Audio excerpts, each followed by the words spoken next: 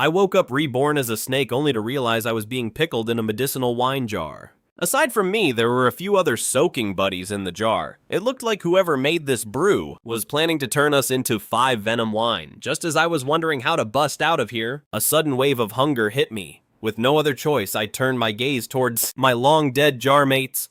I fought back the urge to gag and started swallowing them whole, but then out of nowhere I awakened a Devour-Evolution System. As long as I eat, I get energy points, and those points boost my 5-core stats. Once my toxicity is maxed out, I can rank up. Even though the system cranked my venom strength up 5 times, this massive wine jar was still impossible to escape. Right then a man walked in. I immediately went limp and played dead. The guy stared at the jar confused why there was only 1 snake left. But since tomorrow was delivery day, he had no choice but to toss 4 more buddies in. The second he popped the lid, I spat a thick glob of venom right in his face and bolted toward the door. I spent 1 energy point to fire up the system radar. Outside was a residential area. There was a mountain range about 1 kilometer away. If I could make it there, I'd finally be free. But with several main roads in the way, I had to wait until dark before making my move, so I ducked into a nearby thicket first. Suddenly, a blood-curdling scream rang out from the house, grabbing the neighbors' attention. Once they realized a venomous snake had escaped, they called the fire department immediately. 10 minutes later, a team of firefighters showed up with 2 search dogs. Everyone knows how sharp a dog's nose is, so I quickly wiggled my way into a nearby burrow. Once inside, I found another snake already living there. I really wanted to eat it, but being my fall guy was a much better role for it right now.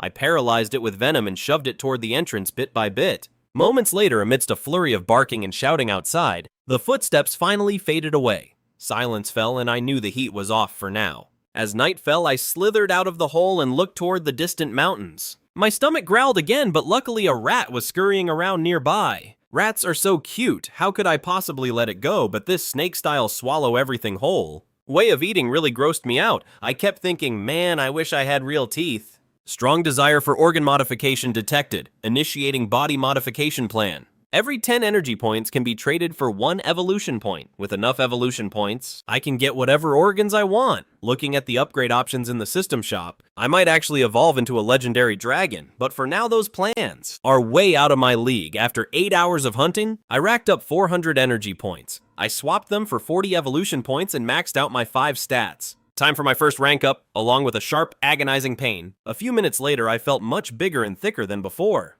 Evolution, successful, current status level 2. Wild beast, reach level 10 to rank up to an exotic beast.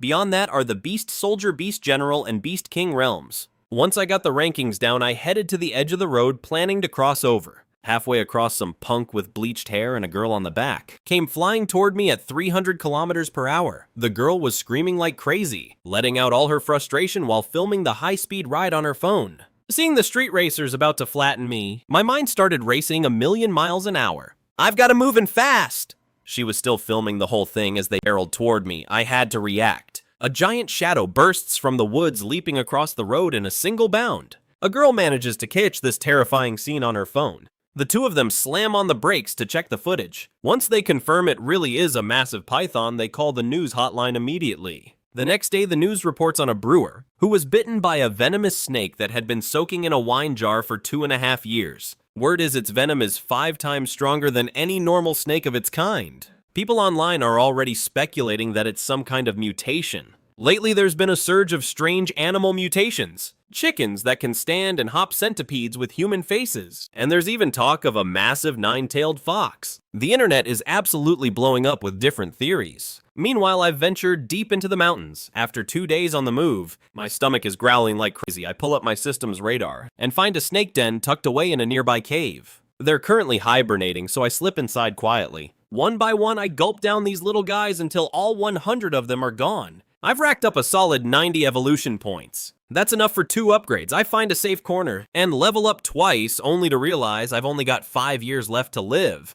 But if I can break through to the next realm within 5 years, I'll gain another 10 years of life. The next day, I take a dip in the water while I'm drying off on the bank. An eagle's screech suddenly echoes from the sky. It looks like I've become this bird's next meal, but I've got a little plan of my own. I might not be able to fly, but I have my 3D radar. I track the eagle's every move on the radar. Seeing that I'm not reacting, the eagle dives straight for me. When it's only 5 meters away, I blast a stream of venom right into its eyes, and then sink my fangs deep into its neck. It dies without ever figuring out how the prey turned the tables. After swallowing the eagle, a sudden sense of danger washes over me. I check the radar again and spot a few blue dots. On my radar, red means extreme danger, blue is somewhat dangerous. Yellow means we're evenly matched, and white is no threat at all. I don't know what those blue dots are, but I know when to prioritize my life. A few miles away, a group of men is searching the area with 2 hunting dogs. As time passes, they quickly make their way toward the river. I'm hiding in the brush, watching their every move. There are 5 of them, all professional snake catchers, and they're fully geared up.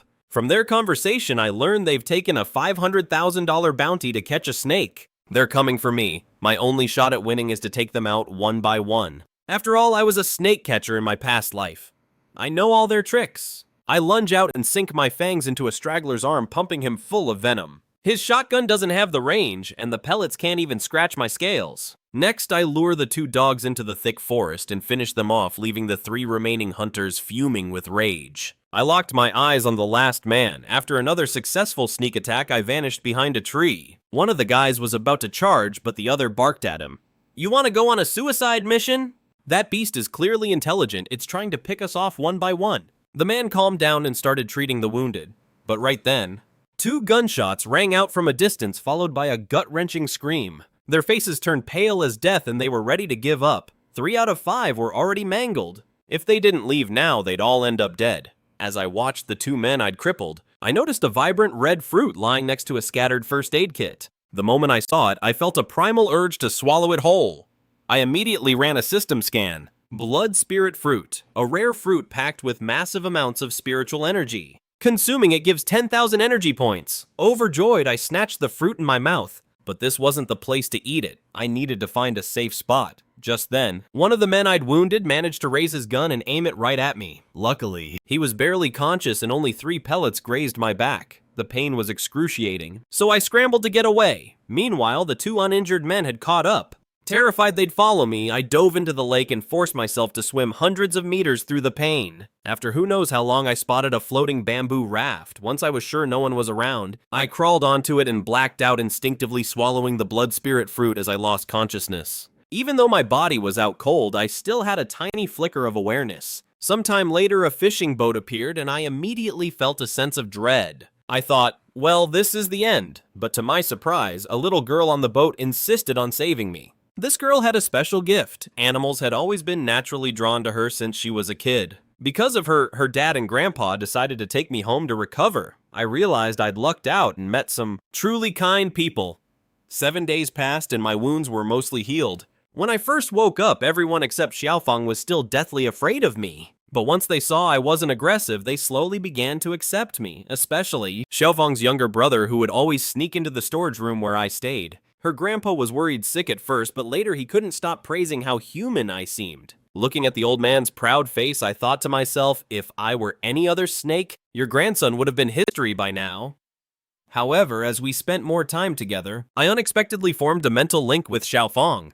The system even unlocked a new attribute called telepathy. As long as both sides have a telepathy level of 80, they can communicate through their minds. If it reaches 100, you can even use mental pressure or mind control. I couldn't help but wonder, is it possible for humans to mutate too?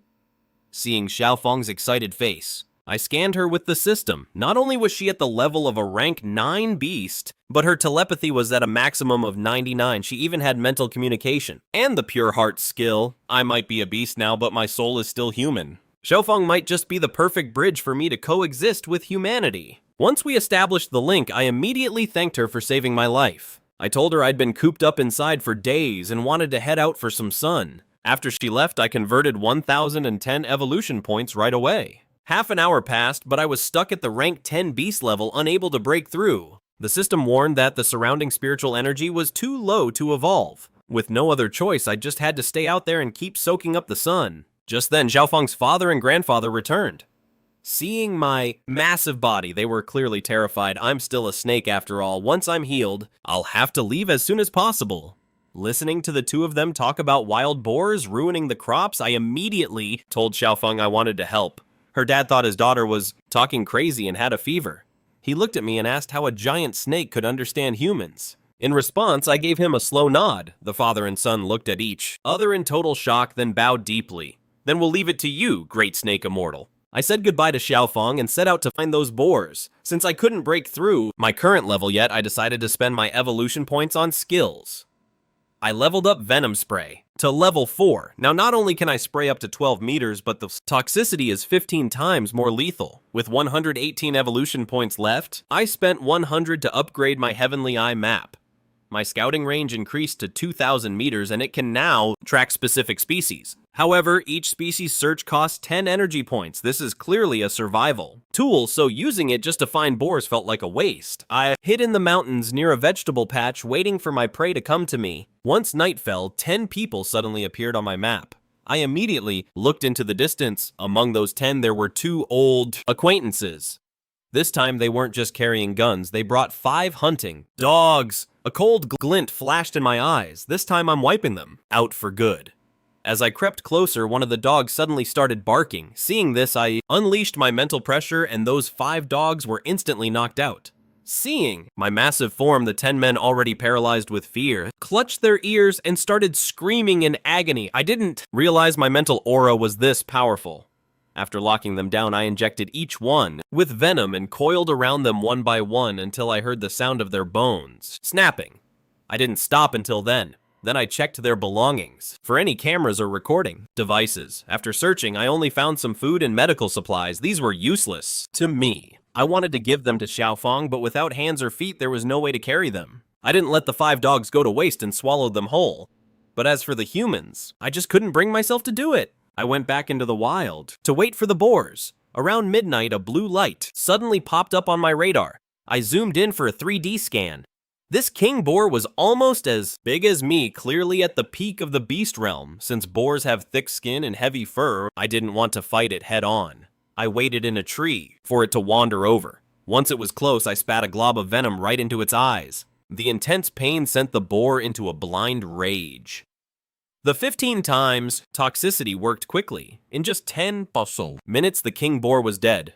I went back to Xiaofang's place and told her where it was. Her dad got a few guys to help move the carcass since I was already full. I only took half of the king boar's meat and let them split the rest. Right now, I'm just bored watching TV with Xiaofang. Latest news. A massive skeleton was recently discovered on the floor of the South China Sea. The skeleton is roughly 10 meters tall. It was headless, but it had 4 arms. A massive sword of some unknown metal was jammed into its chest. Watching the news, I actually felt a wave of relief. This sudden rise of cryptids and chaos was giving me some much-needed cover. Another half-month passed. I was planning to head deep into the mountains to find a chance to level up, but Xiaofang's family wouldn't let me leave, especially her dad, Agui, who was incredibly generous, bringing me chicken, duck, and goose meat almost every single day. Over those 2 weeks, reports of these beasts attacking humans were skyrocketing. Even in this village, the farm animals were starting to turn on people. Just like that, the entire world was plunged into a state of pure panic. At the same time, I could feel that mysterious energy in the air getting thicker and thicker. This raw, violent power was making my skin crawl.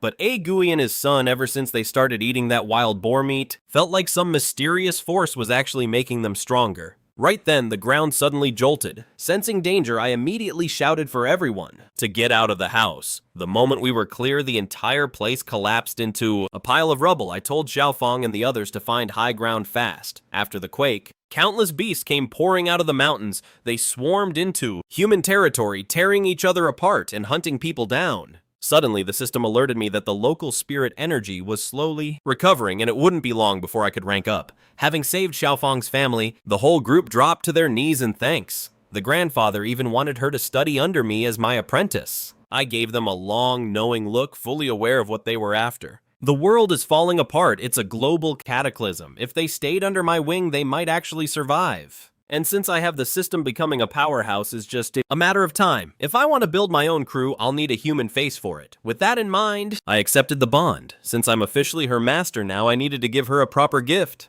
I didn't have anything fancy on me at the moment, but with this disaster unfolding, they were going to need supplies to survive. Once they were settled, I decided to head out and hunt for some food. While trekking through the woods, I caught a scent that was absolutely intoxicating, way more intense than the blood spirit fruit, and I wasn't the only one drawn to it, but the others seemed to have lost their minds, wandering forward like zombies. As the scent grew stronger, a power inside me began to stir restlessly. System host is being affected by the scent of the phantom spirit fruit. High risk of getting lost in a hallucination. Spend 100 energy points to dispel the illusion for 10 hours. I didn't hesitate for a second. While I was still lucid, I started devouring all the beasts trapped in the trance. I didn't stop eating until my hunger bar hit 100%. By then, I had wandered into a strange hidden valley. In the center, a single tree held one vibrant piece of fruit. It pumped out that bizarre scent, turning any animal that got close into a mindless guardian. Any beast that was actually powerful enough to get near was immediately torn apart by the guards and turned into fertilizer. I scanned the tree, the eerie phantom spirit wood. It grows 1 inch every century in areas rich with spirit energy. It branches every 1,000 years and fruits every 3,000. Once the fruit appears, it needs a ton of nutrients to ripen, not just spiritual energy. After it's fully ripe, the scent fades away and those mind-controlled animals will snap back to their original selves, finally gaining some intelligence. But if it isn't picked within 3 days, it'll wither and rot, which backfires on the tree itself, while it waits for the next cycle. Using it causes your mental power to hit the roof, allowing you to use that pressure to trap others in a total hallucination. The first one you eat gives the best results, and every living soul can only take 3 of them. Reading the description, I couldn't help but feel a chill down my spine. Even though my current strength means I don't fear anyone here one-on-one, if I get jumped by the whole group, I'll end up being nothing more than fertilizer. Suddenly, I noticed a little secret. The phantom spirit tree needs a place overflowing with spiritual energy to fruit. When I pulled up my stat screen, sure enough, right next to my level, it said ready for breakthrough. But there was a catch. This breakthrough takes 1 hour and will suck in all the spiritual energy. Within a 5,000 meter radius, I'll have 0 defense whatsoever during that time. And I can't stop it midway or everything will go down the drain. Thinking about that, I decided to put the breakthrough on the back burner for now. After all, I have no idea when these fruits will ripen. If they pop while I'm mid-breakthrough, I'd be totally screwed. Meanwhile, 3 kilometers behind me, a burly guy was heading straight for the valley. Just as he started falling into the illusion, the jade pendant on his waist began to glow, and his head cleared up instantly. He muttered to himself that the old man, his master, really didn't lie to him. There really was a treasure appearing in this valley. Seeing a new crack on his jade pendant stung like hell, but he was determined to reach the peak. As time ticked by, the phantom spirit fruits turned a deep, dark blood red. Knowing they were about to ripen, I charged forward immediately. The beasts surrounding the tree were eyeing it greedily like predators. Facing these exhausted animals, I could practically wipe the floor with everyone, but just then, a voice boomed from behind, "There really is a treasure here!" I froze for a second and glared back at the newcomer. When he saw my massive body, he couldn't help but gasp in horror. While he was dazed, I spat a glob of venom right at him. He was fast, but the poison still grazed his hand. I flashed over to him and coiled my body around him instantly. Weakened by the venom, his punches felt like mush against me and didn't do a bit of damage. Right then, that eerie fragrance suddenly vanished and the surviving beasts began to regain their senses. I finished the guy off quickly and bolted toward the tree. A wild boar and a big black bear snapped out of it first, and they were the closest to the tree. The thunderous sound of my sprint made them both stare in shock, but in the blink of an eye, I had already reached the fruit. Even though they had a snowball's chance in hell, they didn't want to give up, and rushed me anyway. Facing the 3 phantom spirit fruits, I swallowed them all without a second thought. The host has consumed the phantom spirit fruit and gained the skill Mental Illusion. As long as the opponent's mental power is lower than yours, there is a 10% chance to trap them in an illusion. The target will be given either a beautiful dream or a nightmare, based entirely on your will. During that time, you can guide the target to perform a series of actions. However, while casting the illusion, you cannot perform any other actions or the illusion will break. Looking at this skill description, I was over the moon. This is a total god-tier skill. It can save my life or help me clutch a win from behind. Seeing that all 3 fruits were safe in my belly, I could finally breathe a sigh of relief. Seeing the 3, now that I've swallowed this fruit whole, these 2 beasts have gone absolutely ballistic. But they're all bark and no bite right now, just venting their pathetic rage because they're powerless to stop me. That split second of hesitation in their eyes was all the opening I needed to plunge them right back into a hallucination. Seizing the moment, I barked out a command, and right there in front of everyone, they started tearing each other apart. Once I saw how the skill worked, I immediately deactivated the effect. There's no point wasting my mental energy on these two morons. The moment I let go of their minds, their eyes filled with absolute soul-crushing terror. The horror of losing control over their own bodies is something they'll never forget, but I didn't give them a second thought. I turned toward the big guy's corpse. That mysterious jade pendant had caught my eye earlier. Once I had it in my hand, I had the system run a quick scan. It's the Green Spirit Pendant, a flawed replica and a one-time consumable. It automatically cleanses low-level mental attacks, keeping the wearer's mind sharp and undisturbed. A crack appears every time it protects its master, and once it's covered in cracks, it turns into a worthless pebble. As I finished reading the description, that massive wild boar started backing away against the cliff before turning tail and bolting. But the big black bear dropped right in front of me, rolling onto his back to show his belly in total submission. I couldn't help but smirk. Who turns down free muscle? Just as I was wondering how to talk to him, the bear looked up at me. In his mind, I'm an apex predator who could wipe him out with a snap of my fingers. He figures if he hitches his wagon to a powerhouse like me, he might actually have a shot at revenge. Alert. A creature has offered its total submission. Does the host wish to accept it as a servant? Upon acceptance, the host will gain an increase of 100 points in mental power. Servant ability feedback received. New skill unlocked, soul mark. Once a soul mark is planted, the servant will remain loyal to the host for life. Within a certain range, the servant receives an aura buff equal to half of the host's total attributes. The first use of soul mark requires 100 points of mental power. The second use costs 1,000 points, and the third costs 10,000. Soul marks are incredibly rare and precious. Please use them wisely. I didn't hesitate for a second and planted the first soul mark right then and there. A moment later, a goofy, booming voice echoed in my head. Boss, my name is Big Bear. From now on, you're the only one I follow. With the system acting as a bridge, we both started to learn the details of each other's past. Big Bear's eyes suddenly cleared up. He couldn't believe he'd not only been accepted, but that his new boss was an absolute beast with terrifying potential. Host has successfully claimed the first soul servant. Reward 100 charm points. Acquired Big Bear's skill Herculean Strength. Cost to activate 1,000 energy points. Effect doubles strength attributes for a duration of 10 minutes. I barely had time to celebrate the power boost before the system started screaming alarms. Warning, host's attributes have exceeded the current limit. You must undergo a breakthrough within 30 minutes. Failure to do so will result in your physical body collapsing under the pressure, leading to a total explosion. Seeing the system get this worked up for the first time sent a chill down my spine. I immediately toggled the Sky Eye map, searching for a secure spot to handle the breakthrough. Once I pinpointed a location, I hurried toward a nearby cave with the two of them in tow. I ordered them to guard the entrance with their lives. The breakthrough is about to begin. Time to start. I start soaking up the spiritual energy of the world. An hour later, I successfully break through to the Beast Soldier rank. Since it was a perfect rank up, I didn't just get a triple S rank bloodline, I also unlocked a new skill, Bloodline Combustion. This triple S bloodline lets me absorb spiritual energy 512 times faster than before. As for Bloodline Combustion, it gives me a massive double stat boost for a short period.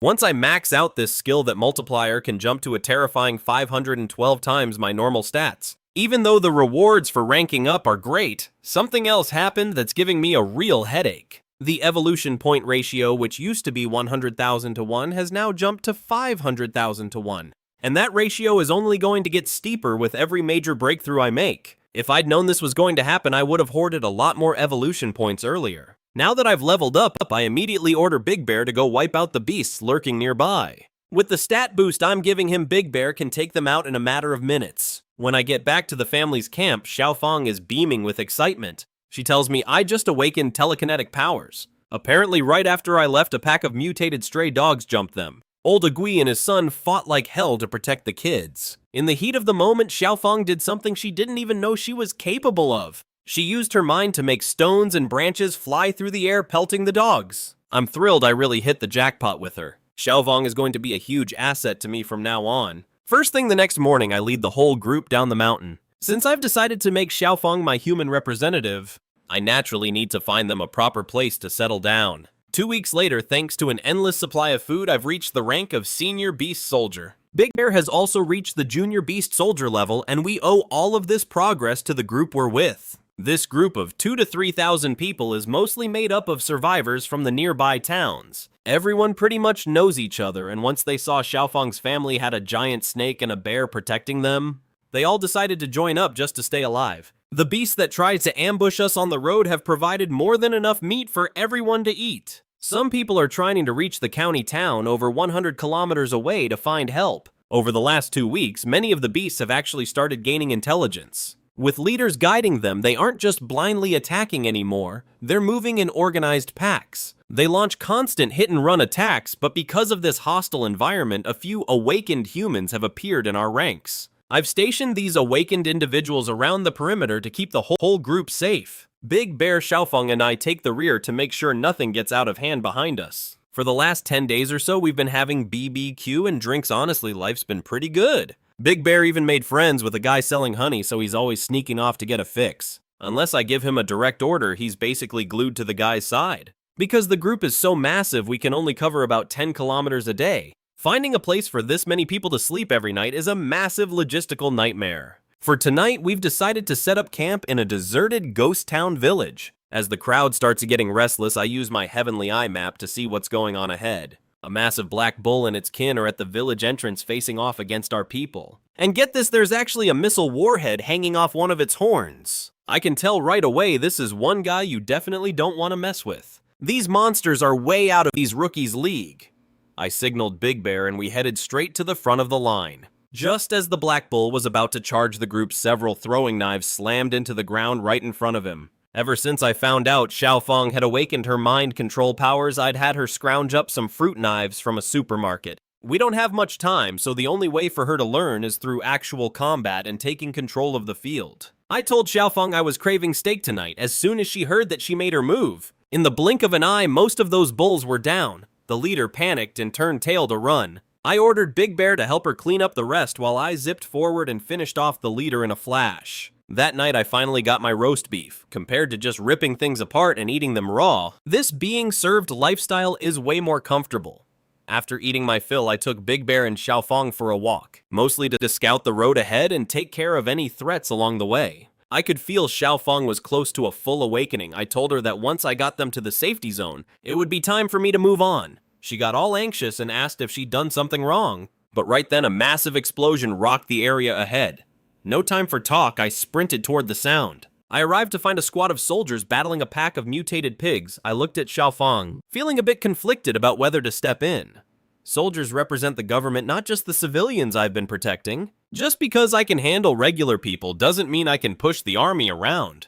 If we started a fight, I wasn't sure if I'd survive against all that heavy firepower. Even if I won here, there's no telling what kind of backup they'd send after me later. Besides, humans usually treat others in two ways. They either worship you or they lock you in a cage to dissect you. In the end, my human side won out. Screw it, why be afraid of saving them? Worst case scenario, if they don't accept us, I'll just take Big Bear and leave. They couldn't catch me if they tried. The three of us appeared at the back of the battlefield. This bizarre trio brought everything to a dead halt. Even the commander with his binoculars froze. I'll take the two big ones. You guys handle the rest. Before the words even settled, I lunged and reached the pig boss. Using mind control, I forced the two pig kings to face off. Taking the opening, I injected a massive dose of venom into both. Big Bear charged through the pig ranks like a wrecking ball while Xiaofang's knives picked off the survivors. Within moments, the mutated pack was wiped out. The display left the soldiers across from us completely speechless. Looking at the group, I had Xiaofang go over to talk. We found out their mission was to search for survivors, but the earthquake had torn the roads apart. They had to travel light. On the way from the county to Xiaofang's town, they passed several pig farms. The spiritual awakening had turned the farm pigs into monsters, which was what blocked their path. When they learned the giant snake was the little girl's master, they were even more shocked. After hearing how Big Bear and I had been protecting people, Xiaoqing the commander made up his mind. He decided I was a partner they could coexist with.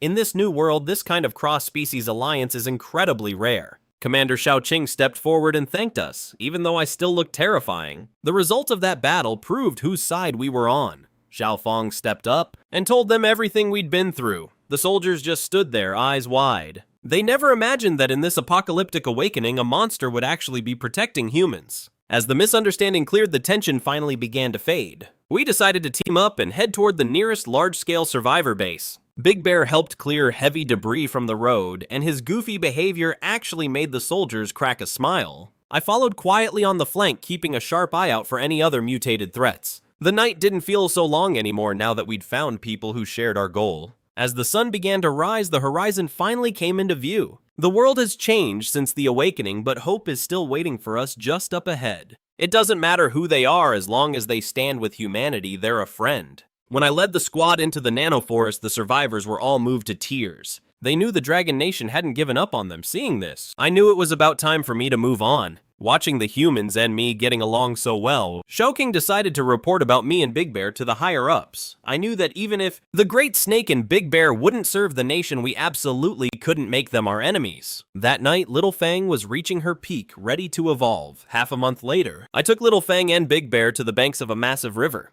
This is where Big Bear's mother was killed. He was too small to seek revenge back then, leaving him with nothing but a heart full of hate as he began his life as a stray. I pulled up the Heaven's Eye radar and a single blue dot appeared. Getting closer, I saw it was a giant crocodile over 10 meters long. The data showed it was at the Junior Beast General level with insane power and armor stats. But after 2 weeks of hunting, I'd already saved up 850 evolution points. I could break through to the next level whenever I wanted. Once I reach the Beast General rank, this ancient croc won't stand a chance against an all-around powerhouse like me.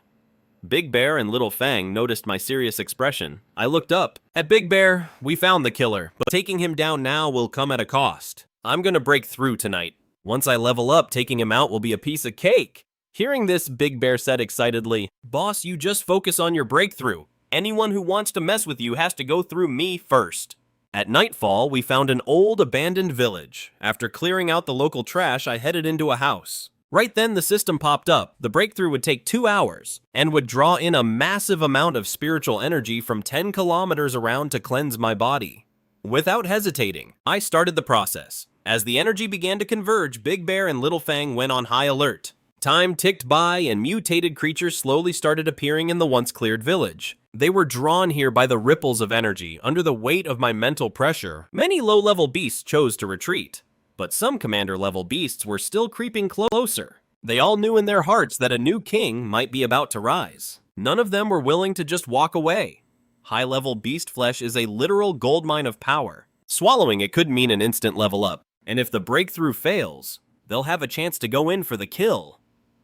I kept a sliver of consciousness on the outside. This breakthrough attracted some real monsters, and I couldn't shake this nagging feeling of unease. Even though the map wasn't showing any threats yet, that sense of danger just wouldn't go away. 1.5 hours passed. Suddenly, a small blue dot appeared on the map. The ancient croc had sensed the energy shift and was rushing over as fast as it could. Feeling the sheer power of the mental pressure, its instincts were screaming that the path ahead was dangerous, and it needed to turn back. But at the same time, it knew that if it didn't interfere now, once the opponent successfully levels up, it'll be the first one on the chopping block. After all, one territory isn't big enough for 2 kings. This was its turf, and it wouldn't allow anything that could rival its power to be born here. That's when Big Bear and Little Fang spotted the giant crocodile. A sudden jolt of fear hit me. The pressure coming from this guy was just too intense. I started panicking. Come on, hurry up, hurry the hell up! Big Bear and Xiaofang couldn't hold back this ancient ground croc at all. Trying to force a fight was basically a suicide mission. Facing the black bear and the human standing in front of the house, the ancient dial had a look of pure disdain in his eyes. To him, Big Bear and Xiaofang were nothing more than small fry. Big Bear glared at the massive croc, not daring to make a move. Xiaofang forced herself to stay calm, controlling her, flying daggers as they swirled around her. The ancient dial knew he couldn't let this drag on, or he might be the one who ended up dead. A murderous glint flashed in his eyes as he charged straight at Big Bear. Big Bear braced himself and met the charge head-on while Xiaofang controlled her daggers from behind, attacking the giant from every possible angle. Big Bear was tossed aside over and over again, and Xiaofang's daggers couldn't even dent the giant's iron-hard hide. Some of the blades even chipped and broke. The ancient ground croc was also getting incredibly frustrated. This stupid bear was acting like he had a death wish, dragging his mangled body back to charge again and again, and that human's daggers kept coming from the most awkward angles. Every time he tried to go for the kill on the human, that stupid bear would throw himself in the way without a second thought. I watched as my main man and my student faced death time after time, and my heart was racing like crazy. Just as Big Bear and Xiaofang were about to collapse, I finally finished absorbing the last bit of spiritual energy. Congratulations, host, on your successful breakthrough. Your life form has evolved. Reward 1 system space, which can be upgraded with evolution points. Reward a cultivation technique called Heavenly Peak. Once mastered, cultivation speed increases 10 times and any species can learn it. I immediately dumped all my remaining evolution points into strength and burst out of the house, the ancient. Ground Croc felt my massive aura turned around and tried to bolt, but he didn't get far before I coiled around him. I sank my fangs into him, injecting a massive dose of venom. It wasn't lethal right away, but it dealt heavy damage and slowed him down. With my maxed out strength, the giant croc found it hard to even breathe. He tried to struggle free, but his body was slowly becoming numb. Seeing this, the other beasts lurking in the shadows cursed and scrambled away. As time passed, the croc's resistance grew weaker until he finally kicked the bucket. I stuffed him straight into the system space. By now, Big Bear was severely injured and couldn't even move. Xiaofang was mostly okay, just a bit drained from overusing her mental power. I left Xiaofang to guard Big Bear while I spent the entire night hunting down every beast that harbored ill will. After I got back, I taught Big Bear and Xiaofang the technique, telling them to focus on training while they recovered. I don't know if it's because they're naturally gifted, but in less than 1 day, both of those little guys were already on the right track. 7 days passed and they were mostly healed up. But I never expected that. On our way back, we'd run into some old acquaintances, and just like last time, they were trapped in a desperate situation. Dozens of Gale wolves had Xiaoqing and his group completely surrounded. Taking a closer look, quite a few of them had already awakened.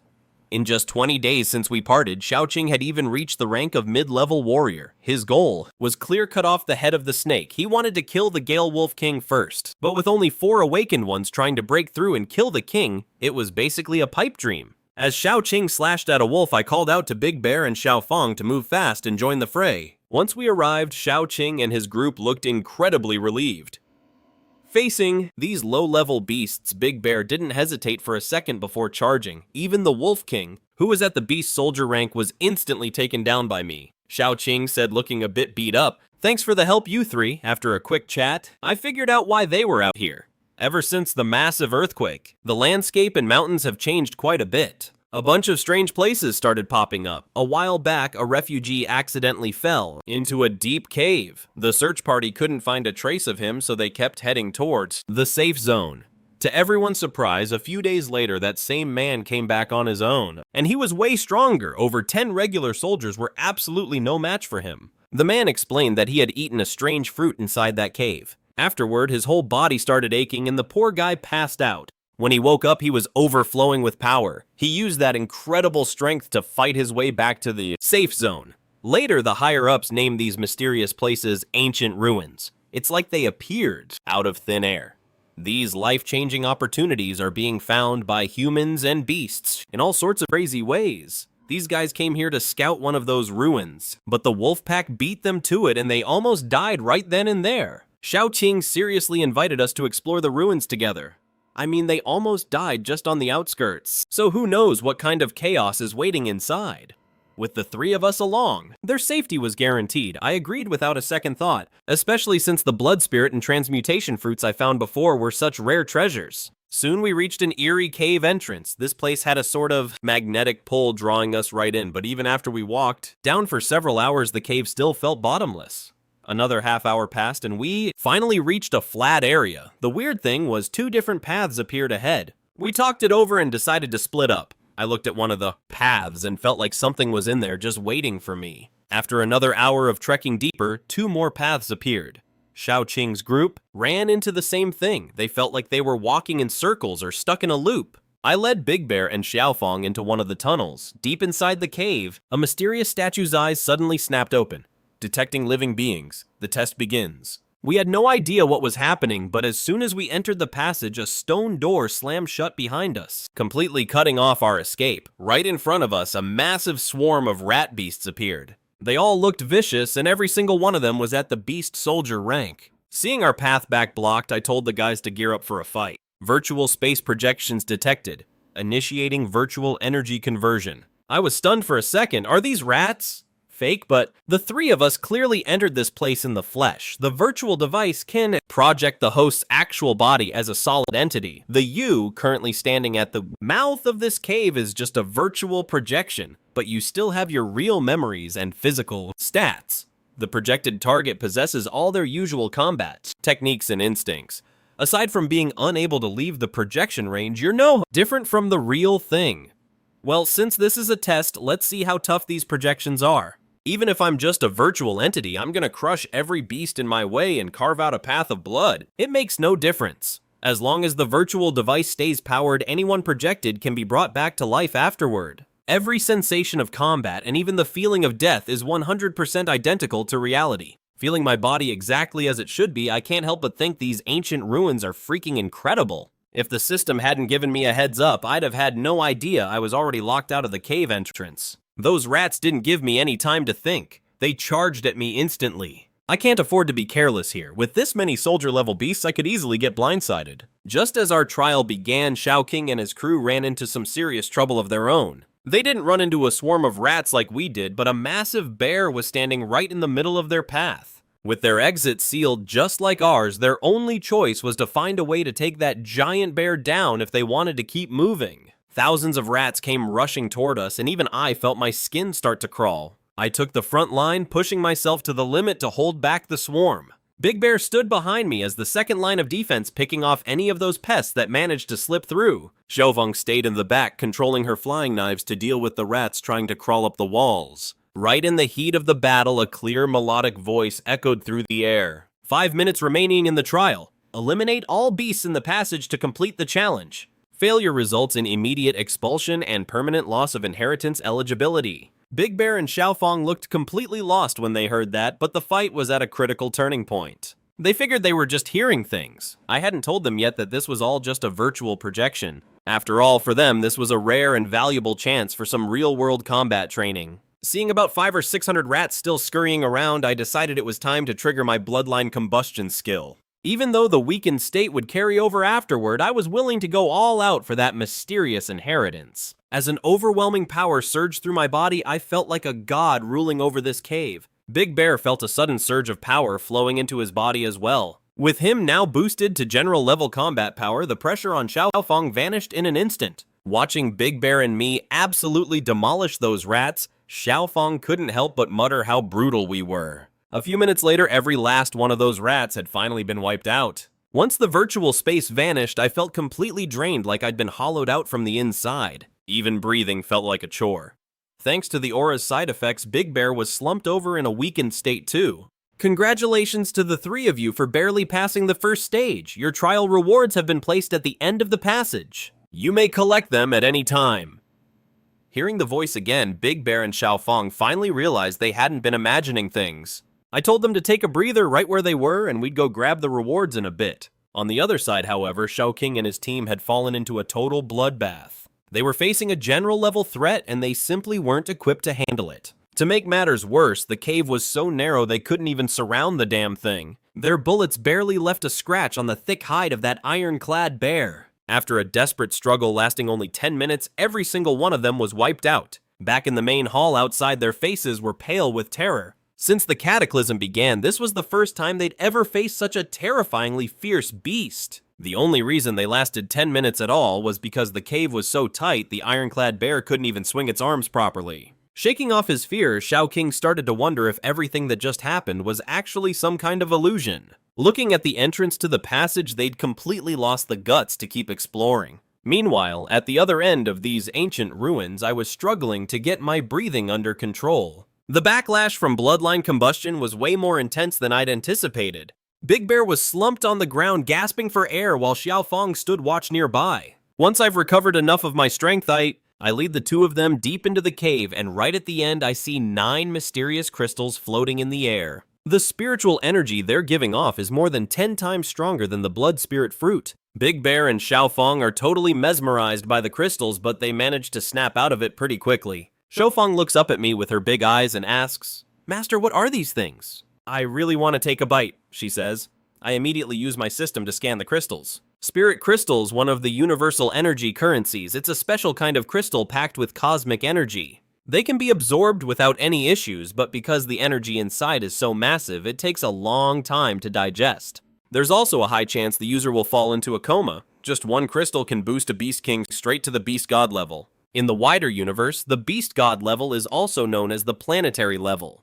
But if the user's level is too low or their body is too weak, it can lead to incomplete absorption, which basically just wastes all that energy. It might even cause the crystal to fail entirely. Everything in the description after that is just a bunch of question marks. Obviously, that's information I'm not allowed to see yet, but this brief intro alone is enough to tell me everything. This stuff is an incredible treasure, and since I have the system's help, I've never had any issues with energy leaking out during the process. Seeing that Xiaofang and Big Bear are still waiting for an answer, I explained to them exactly what these things do. But considering those hidden details I couldn't read, I decide to hold on to their share of the spirit crystals for now. I leave one out planning to use myself as a guinea pig first. After maxing out all my remaining attributes, I decide to break through to high-level Beast General first. That way, I'll have a much better chance of successfully swallowing the spirit crystal. This place is safe enough, and the spiritual energy here is incredibly dense. I pull some food out of the system space and give it to the two of them. I don't want them running out of supplies while I'm busy absorbing the crystal. 3 hours later, I successfully rank up to high-level Beast General. Without a second thought, I swallow the crystal. Instantly, I feel a massive surge of energy flood my entire body. I silently activate my spirit sense and begin to cultivate. It takes me over 10 whole days just to convert the energy inside. While I'm under for those 10 days, the higher-ups have already set up camp outside. They've realized this ruin is completely different from any they've seen before, but whether they search the tunnels or the surface, some kind of mysterious power seems to be interfering with them. During this time, I haven't given up on exploring the area either, but the only thing I find is more and more dirt. My body eventually falls into a deep sleep as it quietly digests that massive energy. At first, Big Bear and Xiaofang did their best to guard the area, but in the sealed cave, there's nothing to hear but the sound of their own breathing. So they decide to use this time to start cultivating their own spirit senses as well. Once Xiaoqing and the reinforcements arrive, they scout the entire cave system. The weird thing is, no matter which entrance they go through, they always somehow end up walking right back to the entrance of the ruins. If Xiaoqing and the others hadn't been questioned separately, the high-ups would have thought they were lying. Because of this, the bosses have no choice but to call off the exploration. It's a setback. But they can only leave a few people behind on standby. And on this very day, I've finally finished digesting the spirit crystal. Powerful spirit energy rushes through my veins and my cultivation level has finally stabilized. Feeling the total transformation of my body, I slowly open my eyes. Looking at Big Bear and Xiaofang guarding me, I know it's finally their turn. Chenglong never expected that even with the system's help absorbing this spirit crystal would take more than 2 weeks of hard work. This thing is a massive energy source that can kick a Beast King straight up to the Beast God level. But man, the gains from this absorption were absolutely huge. The system has already spread that mountain of energy throughout his entire body, just waiting for the moment he hits the primary Beast King rank. If all goes well, jumping to the Beast God level, which is the planetary level, will happen in the blink of an eye. According to the basic info in his spiritual sense, planetary level elites actually fly through the air without needing any tools at all. Alright, let's move. Next stage, Chenglong said, giving his head a little shake. This was the first time a breakthrough had ever taken him this long, and it was a totally new feeling for him. Even though his body was pulsing with power, mentally he was starting to feel a bit worn out. Master, how do you feel? Xiaofang asked, her eyes wide with curiosity. Seeing that Chenglong was totally fine, she knew her master must have hit the jackpot this time. Xiongda was just as curious, but he wasn't quite as blunt as Xiaofang. Still, that look in his eyes totally gave away how much he wanted to know. Looking at these two curious souls, Chenglong couldn't help but tease them. What are you two so worked up about? You better focus on your own training. Once you guys reach the king level, I'll give you your fair share. And I won't leave out a single bit, but for now, quit asking so many questions. After he said that, Chenglong just rolled his eyes, giving them a playful and dramatic look. Seeing that he wasn't going to talk, the two of them had no choice but to follow him deeper into the trials, feeling a little helpless. Stage 2, Stage 3, Stage 5, Stage 6, the three of them fought their way through everything, finally reaching the 6th crossroad where they had to pick one of 3 paths. The reason it took so long wasn't just because of the fighting itself. Chenglong spent a lot of that time reflecting and mastering everything he'd learned. For the three of them, this trial journey was like the ultimate masterclass. After all, it's not every day you find opponents this tough or a chance to fight for your life without actually dying. Here they could go all out and use every single trick in their bag without any worries. It was the perfect chance to spot their flaws and constantly get better. If the later stages hadn't started picking up the pace, and if the rewards didn't have such a tight time limit, Chenglong felt like he could have stayed in there for a whole year without a problem. Wait, what? What's going on? Why can't we get in? As soon as Chenglong picked a path and tried to enter, Xiaofang and Xiongdao found themselves blocked by what felt like a massive invisible wall. No matter how much they struggled, they couldn't push past that barrier, and they were stuck there unable to take even a single step forward. But for Chenglong, that invisible shield didn't offer any resistance at all. In the end, he decided to have them wait there while he tackled the next stage on his own. Finally, he's done dragging those two dead weights around. Man, this guy is so slow, it's just a simple 7-stage entry trial. I mean, it's a bit tough given his stats, but does he have to be so dramatic? Good grief, give me a break.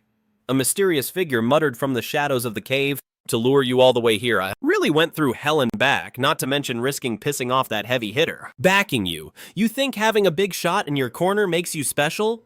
There's no rule in the cosmos that says you can only have one master. Once you're officially my disciple, I'm gonna give you a few good knocks on the head for being such a slowpoke." Humph! Chenglong had no clue he'd already accidentally offended a certain someone who was itching to smack him as he slowly closed in on the final goal. Man, this place took way longer than I thought, but the haul was totally worth it. In the second trial, he got 12 spirit crystals, in the third 18, in the fourth 25, and between the fifth and sixth he bagged another 80. Across these 6 trials he'd tucked away a total of 135 spirit crystals in his system space. Just one of these could create a planet-level powerhouse. With 135 crystals, whether he used them to power himself up or train his crew, they'd last him a long time.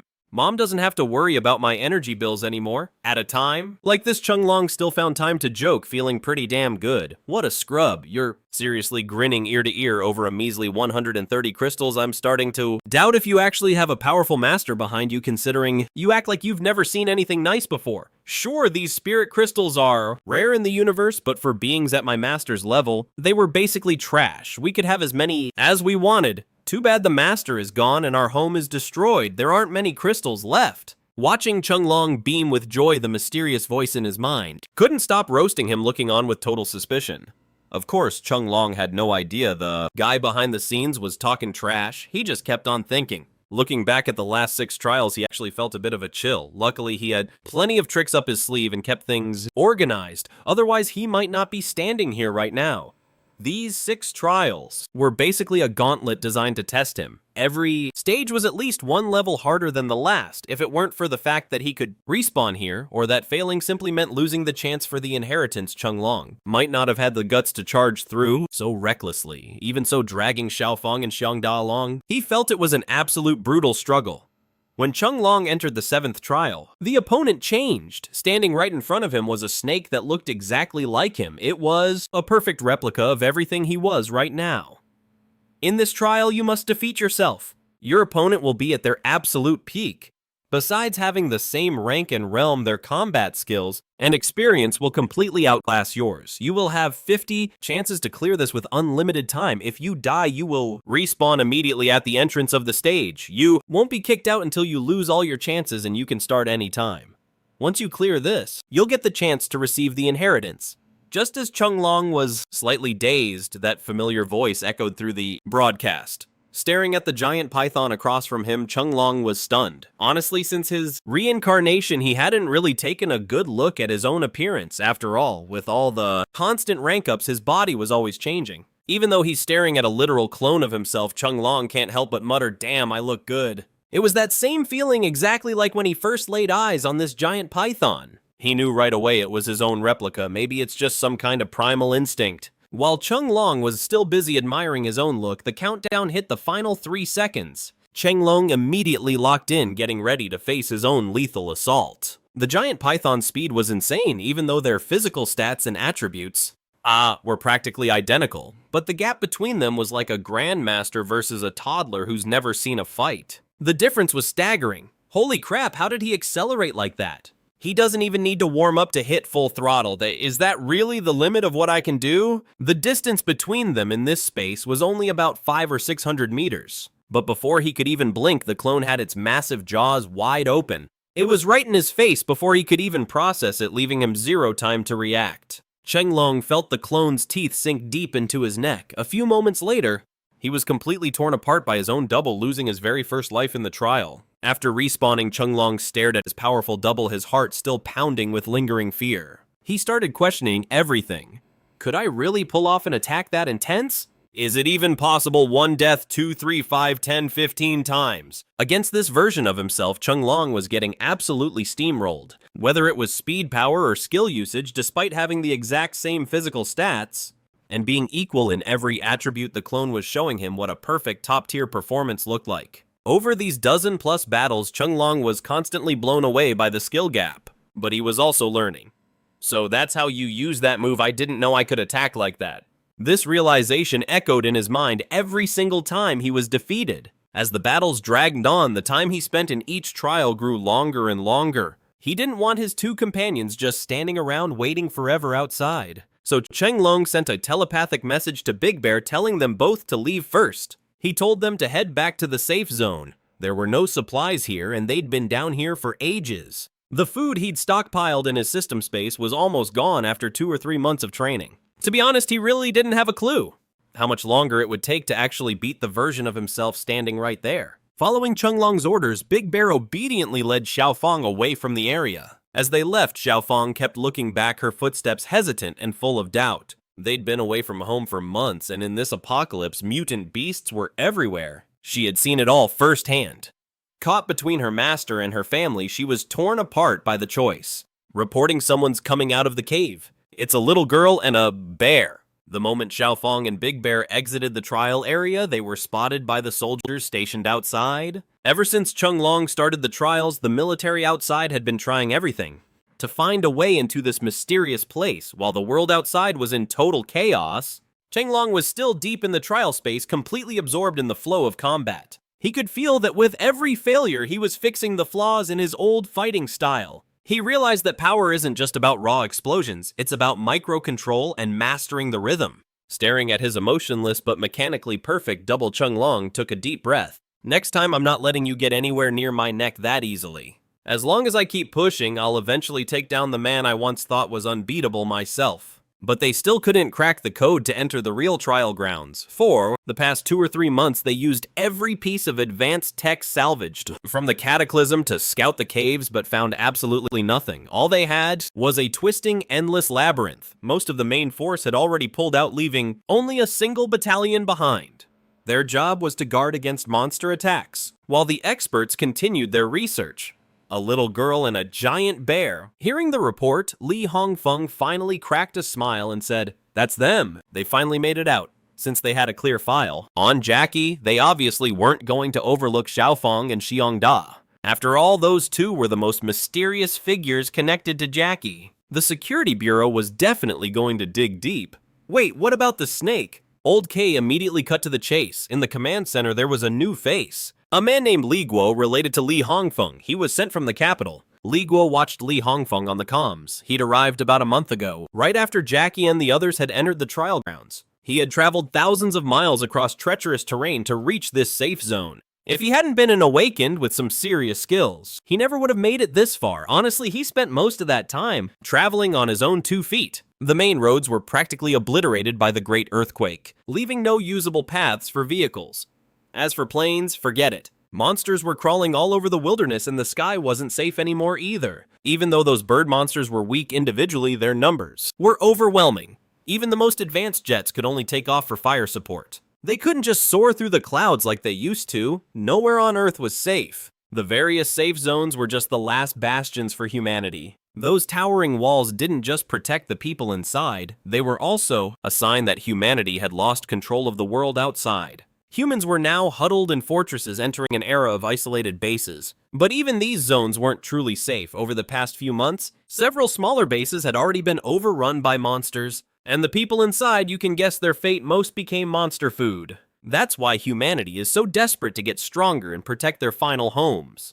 When Li Guo learned his targets were in these ancient ruins, he didn't hesitate to follow. He remembered what the old chief told him. In this time of national crisis with humanity on the brink, we must unite every ounce of strength we can to defend our home. Li Guo knew exactly how much weight was on his shoulders. It wasn't just the old man's expectations, but the desperate hope of everyone left. The snake is missing. We only found these two, Xiang Da stared at the heavily armed soldiers in front of him. If Xiaofang hadn't stopped him, there's no way he would have just stood there quietly. In his mind, the only person who bossed him around was Jackie and maybe this little girl, not just because she was the boss's partner, but because she was the only person he actually trusted. Being her master made him hesitate, but more importantly after spending so much time together, this girl really grew on him. That natural sense of closeness was something even the boss didn't have. The soldiers stationed here were trembling in their boots. If it weren't for Xiaofang, he might have bolted long ago. Facing that nightmare giant bear, even if it wasn't the same one, still made his heart sink with pure terror. Exactly, he was also from Shao Qing's company. It just so happened to be their turn for guard duty, and Jackie once again began his journey of self-confrontation. After endless trials and constant learning, he could finally last 3 to 5 rounds against this guy before being killed instead of getting wiped out the second he stepped up. Not bad, that's progress after Jackie respawned yet again. He finally spotted a flaw in this guy. Even though the opponent was stronger in experience and skill, in every way there was one oversight, or you could say a fatal weakness. He was just too rational. A machine is just a machine. The projection isn't the real thing and has no room to grow. He stays the same. While Jackie, after being slaughtered over and over, was improving by leaps and bounds. It was getting more and more interesting. Even if he couldn't pass this trial, the experience he gained was still massive. Jackie didn't start the next trial right away. He was replaying every battle against this guy in his mind, searching for his own flaws and the opponent's openings. Nobody's perfect, let alone a clone. He still had about 30 chances left. As long as he exploited that weakness, defeating him was only a matter of time. A month later, outside the reinforced regiment's camp, watch out, giant beast attack! Xiaofang led Barry and a few soldiers to hold the line. The ambush was about to go down. Their job was to clear the monsters in this area and keep the transport team safe. It was obvious that the Wangyun Safe Zone authorities planned to build a long-term base right here. You could understand why they'd think that. After all, it was only a half-day trip from the safe zone, and there was a mysterious ruin here that no one had fully figured out yet. In such a strategic spot before they understood what this ruin was actually hiding, the authorities weren't going to leave before heading out. His master Jackie had warned her about some things concerning the secrets of them three. She couldn't tell outsiders, but for everything else, she could choose to tell a mix of truth and lies. This was Jackie's way of staying safe. After all, Xiaofang herself was too innocent and lacked any real schemes. Facing those cunning old foxes among humans, keeping secrets was actually a huge challenge. Even though he had always stayed neutral toward humans, he really just wanted to support Xiaofang's family and find a place in this world to rest his soul. As for everyone else, it's the same old rule: if you don't mess with me, I won't mess with you. But if you dare to cross me, I'll kill you.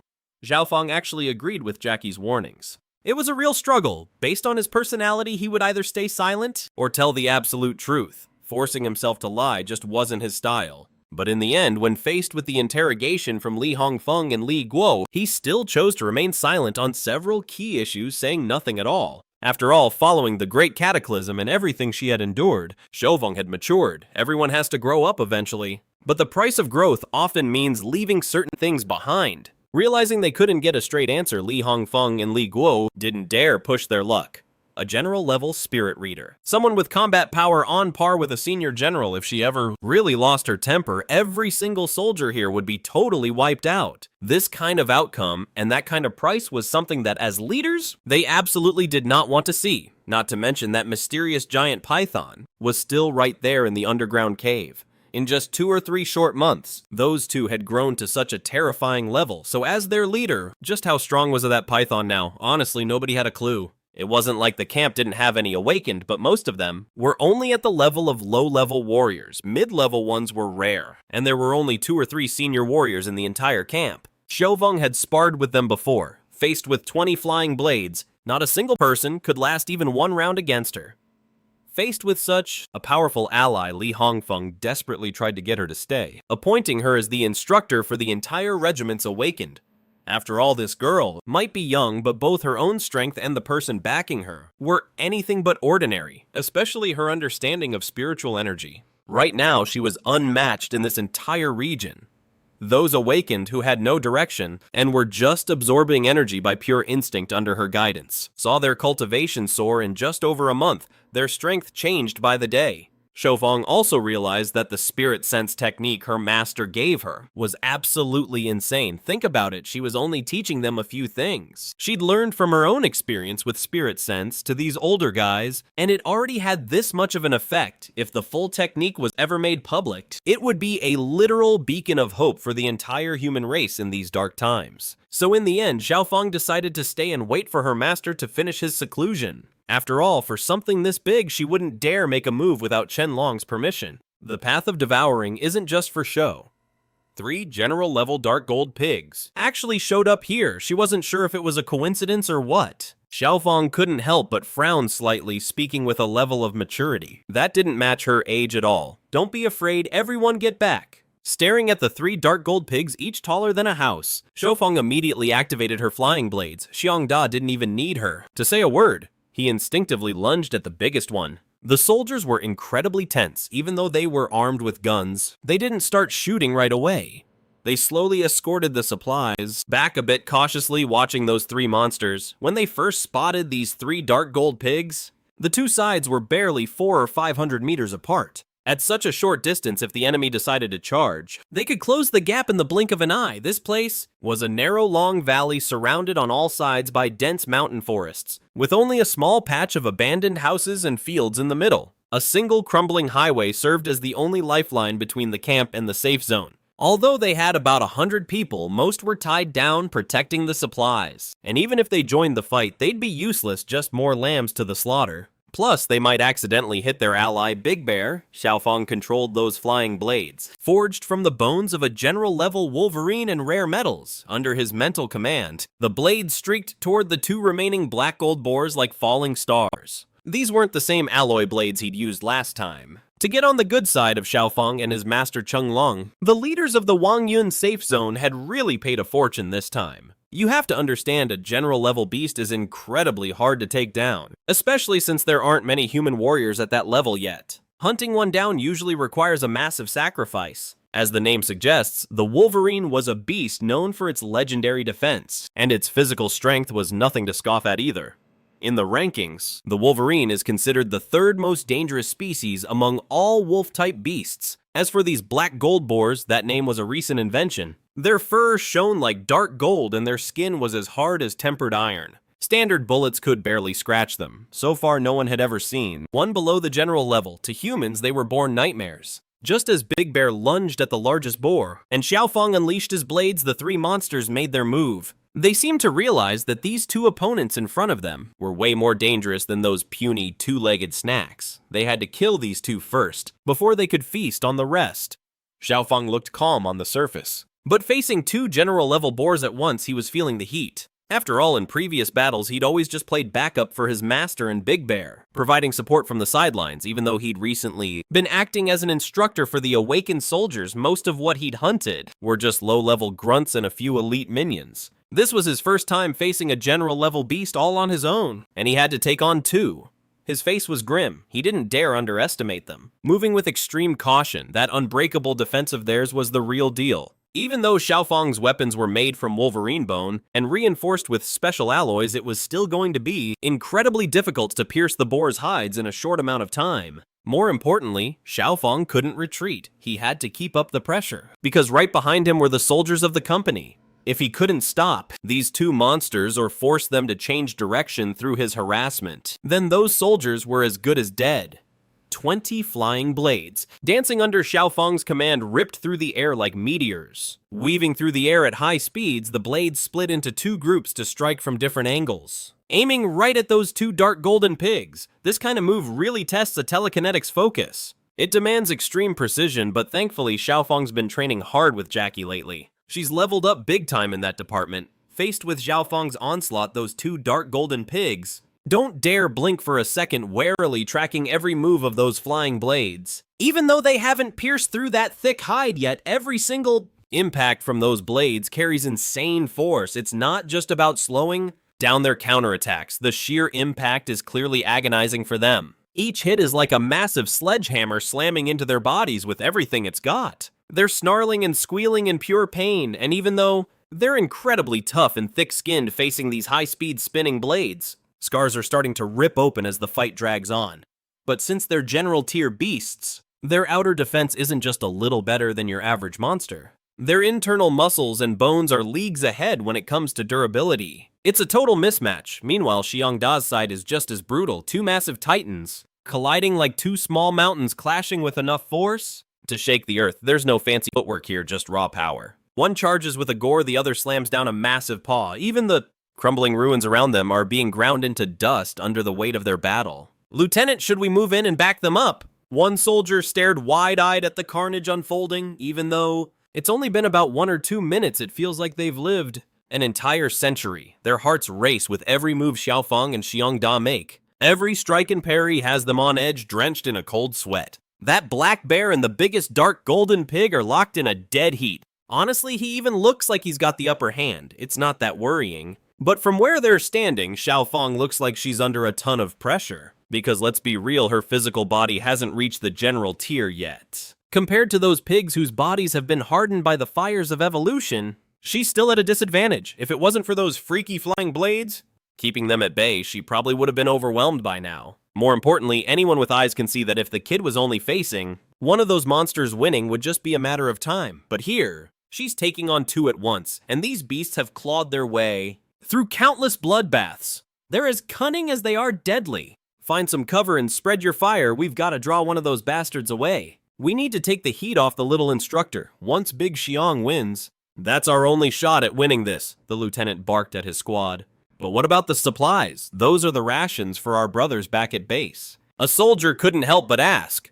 The lieutenant didn't snap at him. He understood. In this hellish post-apocalyptic world, these supplies were worth their weight in gold. Every scrap was saved by the people in the safe zone. During the Great Cataclysm, it wasn't just homes that were lost. Countless factories and industries were leveled by those massive earthquakes. Despite humans fighting to survive and building fortified cities over the last few months, they're still just barely hanging on. Let's take out these three bastards first. Their only goal is to hunt us down. Our supplies aren't enough to keep them interested for long, so it shouldn't be too much trouble.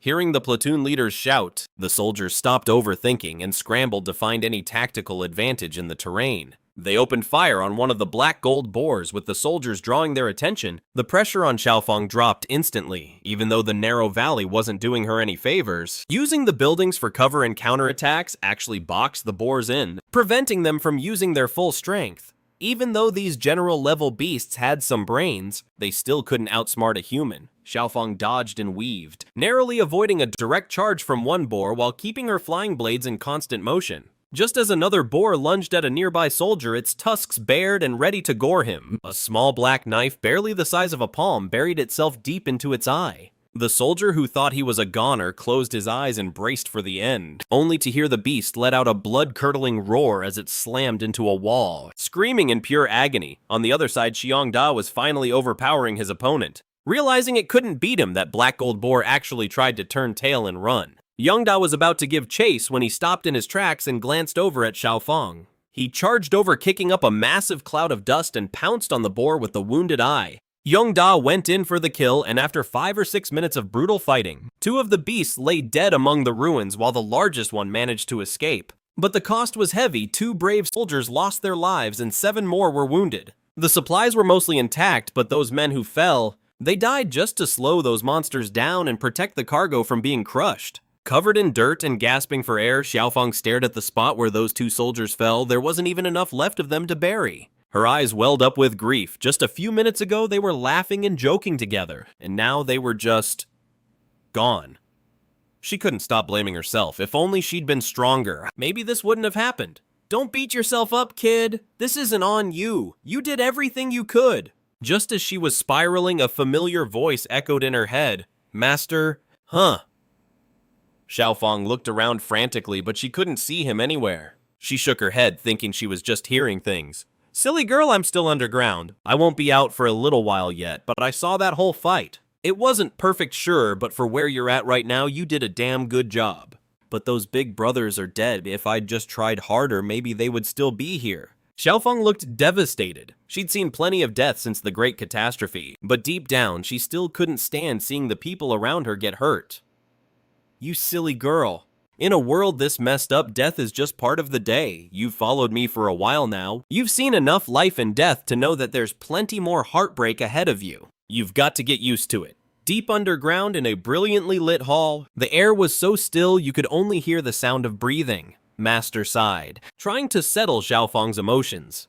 A young eagle has to face the storm before it can truly soar. Even with their comrades gone, the mission wasn't over. The remaining soldiers began clearing the area, carefully collecting the belongings of their fallen friends.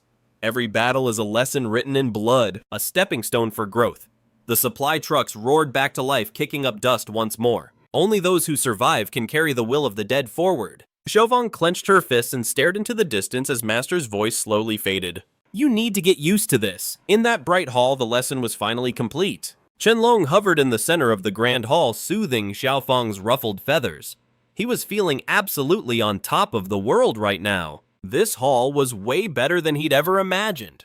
Seeing his little apprentice so down in the dumps, he immediately used his mental energy to send some comforting vibes her way. That little girl is actually pretty talented. If it weren't for a freak of nature like you, I probably would have chosen her to inherit the Master's legacy. Right next to Qianlong, a tiny girl barely over 3 feet tall was floating in midair. She had a pair of pitch-black wings on her back, flapping gently. Right above her ears, 2 curved horns poked out. Those horns sparkled like diamonds, and combined with her delicate face and those mischievous eyes, her beauty was honestly breathtaking. She was decked out in a silver skin-tight suit, and her exposed skin seemed to shimmer like a starry night sky. A sleek mechanical metal tail swayed behind her, giving her a look that was undeniably sharp and alluring. Qianlong was totally dazed the first time he saw her, couldn't help but think she was perfect. Oh, if I wasn't around, would you have picked that little girl? Xiaofang? Qianlong couldn't help but ask out of curiosity. Address me as Lady Demon Simei. Until I officially recognize you as my master, don't you dare call me little junior sister. Understand? Simei gave Qianlong a frustrated eye roll and let out a sharp, annoyed huff. All right, little junior sister, I hear you. Qianlong thought to himself, feeling completely speechless at her attitude. I mean, a junior sister is a junior sister, right? It looks like my inheritance teacher definitely has quite a past. I bet it's some cliché love triangle. The senior brother loves the junior sister, but she ends up marrying someone else. I've been waiting on this pathetic planet for over 500,000 years, yet I never found a single worthy candidate. I never expected to find 2 qualified people this time. I was honestly both shocked and thrilled. And what's even crazier is that you 2 are actually together. That was a total curveball. Luofeng stared at the person in front of him, feeling totally speechless, and couldn't help but think, a junior sister is just a junior sister. This inheritance teacher of mine definitely has a dramatic backstory. It's probably another one of those cheesy love triangles where the senior brother is in love with the junior sister, but she marries someone else. I've been waiting on this miserable planet for over 500,000 years. I never found anyone who actually met the requirements. I never thought I'd actually find 2 qualified individuals this time around. I was caught between shock and joy. What's even more surprising is that you 2 are a pair, which was something I never saw coming. After all, finding a being with mental power developed to 80% during a brain awakening is incredibly rare. Not to mention hitting 100% and becoming a full-fledged spirit reader. That kind of life form is rare even in the vast universe, let alone on this backwater planet, where 2 of you appeared in the exact same era, especially you. Your massive mental power makes you look like a total freak of nature. To think a mere apprentice-level being could possess such insane spirit power. It's a perfect match for your physical strength, which proves your soul power is just as formidable. You're fully capable of dual cultivation, exactly the kind of disciple my master spent his life searching for. Even though that little girl is a bit lacking in the physical department, and her spirit power is nowhere near yours, you freak, she's still at the absolute peak compared to anyone else on this planet.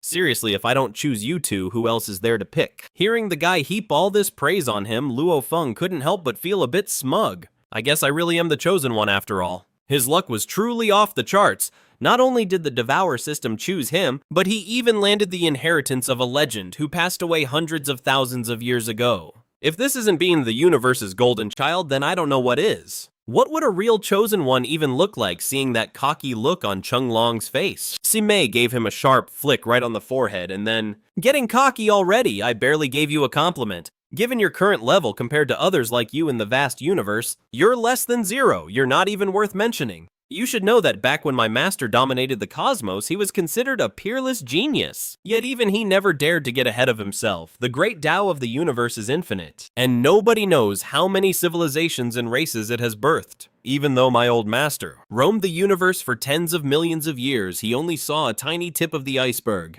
His knowledge was nothing more than a single drop in the vast, endless ocean. Kid, you need to keep the sense of humility on this journey of cultivation, you hear me?" Little Simei put on a serious mature act as she lectured Chenlong. "You need to realize that while things like talent and bloodline are important, luck, mindset, and pure hard work, those traits you humans call acquired qualities, are just as crucial on the path to power. Even if you eventually become the strongest warrior on this planet, you'd still be total trash in the grand scheme of the universe.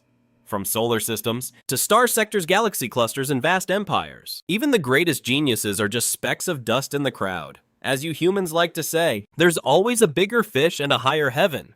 Hearing Simei's words, Chenlong fell silent. She was right. Whether it was his perspective or his current power level, he was just a frog at the bottom of a well. He had to stay humble and keep grinding if he wanted to move forward, reach higher levels, and protect everything he cared about. Seeing Chenlong go quiet, Simei cracked a smile and continued. "But don't go putting yourself down too much either.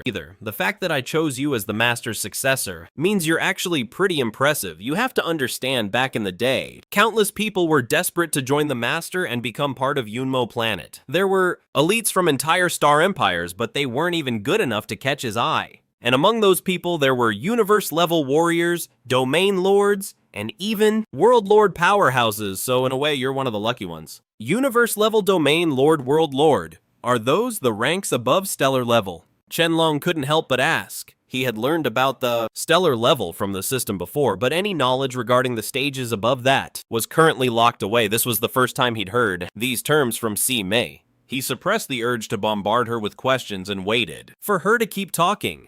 After all, she'd been shut up for so many years. He understood how it felt to finally find someone to talk to. He decided to just keep listening. This girl had been rambling in his ear for quite a while now. A day ago, after 42 failed attempts, Chenlong had finally become strong enough to hold his own for dozens of rounds against that clone. There were even a few times where he was just a hair's breadth away from winning.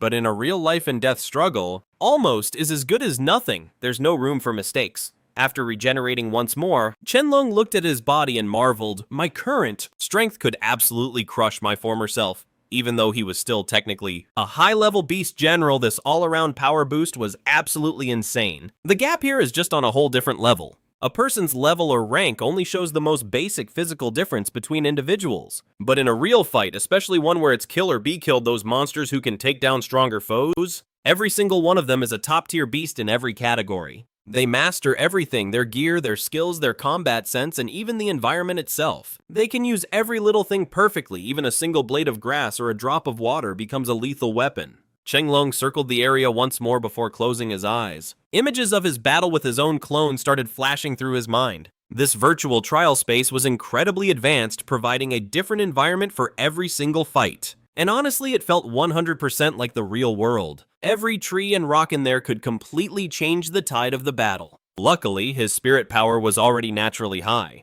Under the clone's relentless assault, Chenlong was learning bit by bit. He finally figured out how to use Xiaofang's flying blade manipulation skill. Before this, he was just a powerhouse of raw spirit energy, and though he had mental illusion and soul condensation, most of the time those were just backup tools that didn't do much. But now, after being slaughtered dozens of times, he finally understood how to use every trick in his bag. Let's go! This is our final round! After a long moment of silence, Chenlong finally snapped his eyes open. This time I'm definitely taking this clone down. He scanned the area.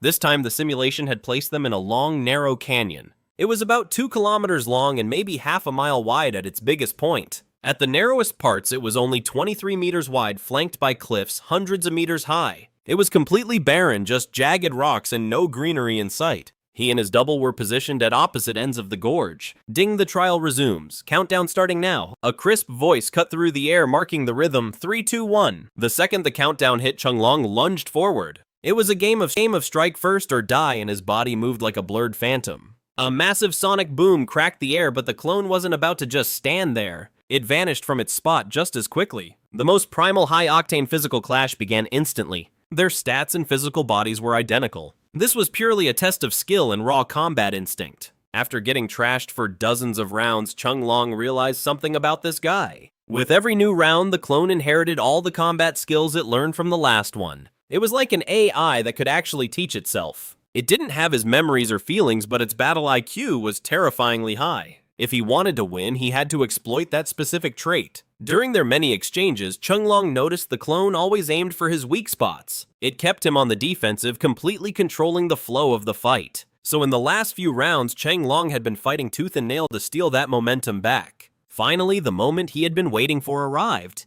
as Chenglong saw the clone charging toward him at that same phantom speed. With less than 20 meters between them, he chose not to dive into another head-on collision. He aimed straight for a cliffside where a rock wall jutted out about 10 meters, trying to shake off that relentless clone. He wasn't looking for cover because in this simulated arena there were no caves for Jack to duck into. He was charging straight at the wall. This sudden move caught the clone totally off guard. It opened its massive blood-stained jaws, ready to tear Jack apart. After all, it was just a program. Its combat skills and instincts were all based on Jack's own stats, scanned and then cranked up by the system's backend. That's why this thing was so damn dangerous. Over a distance of dozens of meters, Jack pushed his speed to the absolute limit. Just as he was about to smash into the rock, Jack jerked his head to the side, pivoting his entire body at a sharp 90-degree angle. Every single scale on his body flared out, gripping the stone wall and pinning him firmly in place. At that exact moment, the clone ended up positioned right below him. Jack didn't waste a second. He whipped his head around and blasted a stream of venom straight into the clone's open maw. To be fair, at his current high-rank beast general level, that level 4 venom had some kick, but it wasn't enough to kill. However, Jack never expected this one shot of venom to actually take the clone down. His real plan was to disrupt its rhythm. If the clone moved to dodge the spray, it would create a tiny window of opportunity just like it did now. And for high-level fighters, that tiny window is like a massive hole in the defense. A critical moment that decides who lives and who dies.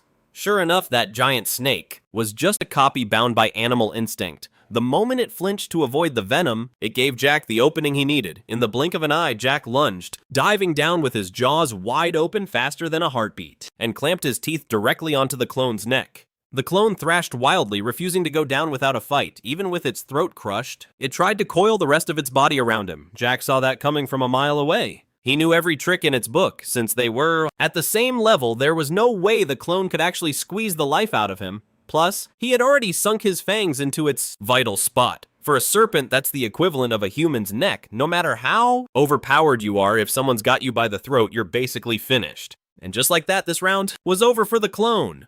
Watching it fade away as the environment dissolved, Jack let out a long, heavy sigh of relief. It might look like he won easily, but this victory was built on the backs of over 40 brutal failures. The clone had spent round after round beating experience into him and sharpening his skills. You could almost call it his mentor. A psycho mentor, though, no tuition, just your life. If this weren't a simulation, he'd be 6 feet under by now.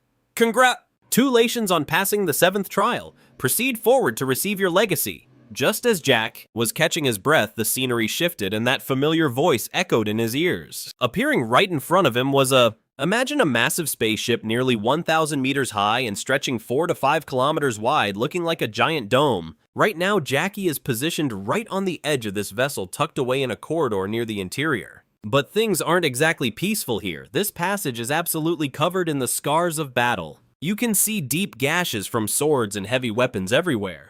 There are even craters blasted into the walls that are as big as his own head. And you've got to remember, he's not just some little garden snake anymore. He's now a massive beast stretching 50 to 60 meters long with a weight that has reached a staggering 25 tons. He pulls up his status screen to see how far he's come. After spending the last 3 months living underground, most of his time was spent grinding through experimental trials and challenges. Because of that, his traditional cultivation had to take a bit of a back seat. But even so, his actual rank has officially hit the high-tier Beast General level, and his raw combat experience and techniques have improved at lightning speed. Host Jackie, Species Snake Tribe, Bloodline Triple SR Grade 512. Potential increased speed and efficiency in absorbing spiritual energy. Cultivation Method Spirit Sense. Realm Beast General level. Level 3 out of 3. All 6 basic attributes are completely maxed out, meaning he's ready to evolve. Weight 25,000 kilograms, remaining lifespan 35 years. If he can break through to the Beast King rank, he'll add another 50 years to his life. His max strength is between 6 and 700, each point equals more attack power. His max agility is also 6 to 700, with each point adding 1 meter per second to his speed. Max constitution is 6 to 700, where every point increases. His recovery rate, max defense is 6 to 700, adding straight to his damage resistance. Max endurance is 6 to 700 with each point, representing 1 minute of peak performance. Finally, max psychic power is 6 to 700, boosting his soul pressure and sensing range. Energy 5,750 points. 100 energy converts to 1 evolution point, though this changes as he ranks up. He gets this by consuming energy-rich objects or absorbing spirit energy.